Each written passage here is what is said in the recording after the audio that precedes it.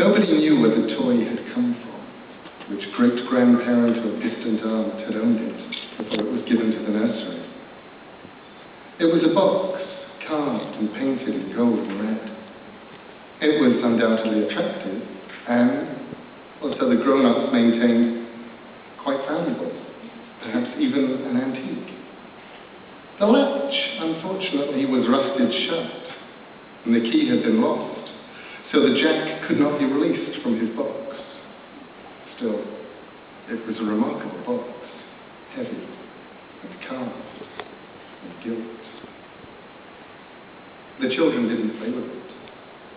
It sat at the bottom of the old wooden toy box, which was the same size and age as a pirate's treasure chest, or so the children thought.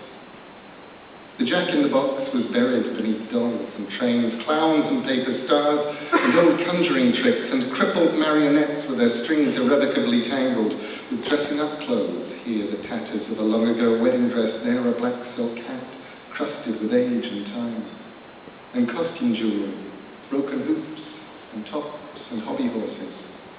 Under them all was Jack's box. The children did not play with it.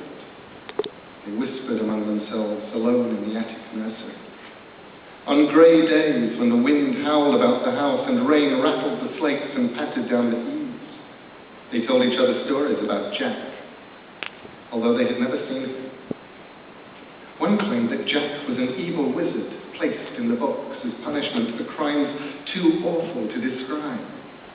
Another, I am certain that it must have been one of the girls, maintained that Jack's box was Pandora's box, and he had been placed in the box as guardian to prevent the bad things inside it from coming out once more. They would not even touch the box if they could help it, although when, as happened from time to time, an adult would comment on the absence of that sweet old Jack in the box, and retrieve it from the chest, and place it in a position of honor on the mantelpiece. Then the children would pluck up their courage, and later hide it away once more in the dark room.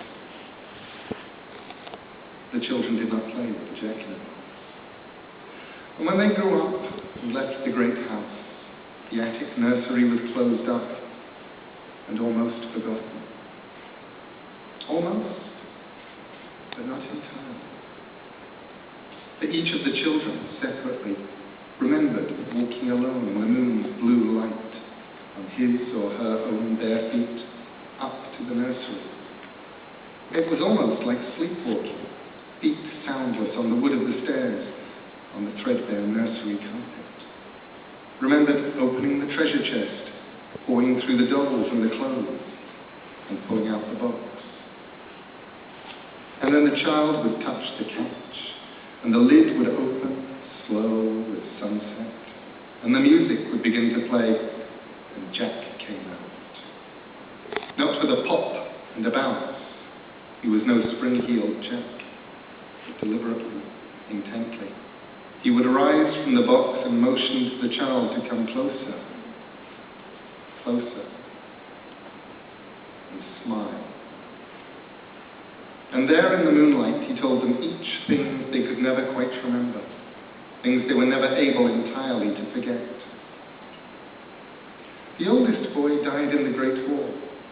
The youngest, after their parents died, inherited the house, although it was taken from him when he was found in the cellar one night with cloths and paraffin and matches, trying to burn the great house to the ground. They took him to the madhouse, and perhaps he is there still. The other children, who had once been girls and now were women, declined, each and every one, to return to the house in which they had grown up. And the windows of the house were boarded up, and the doors were all locked with huge iron keys, and the sisters visited it as often as they visited their oldest brother's grave, or the sad thing that had once been their younger brother, which is to say, never. Years have passed, and the girls are old women, and owls and bats have made their homes in the old attic nursery. Rats build their nests among the forgotten toys. The creatures gaze uncuriously at the faded prints on the walls, and stain the remnants of the carpet with their droppings. And deep within the box, Jack waits and smiles, holding his secrets. He is waiting for the children. He can wait forever.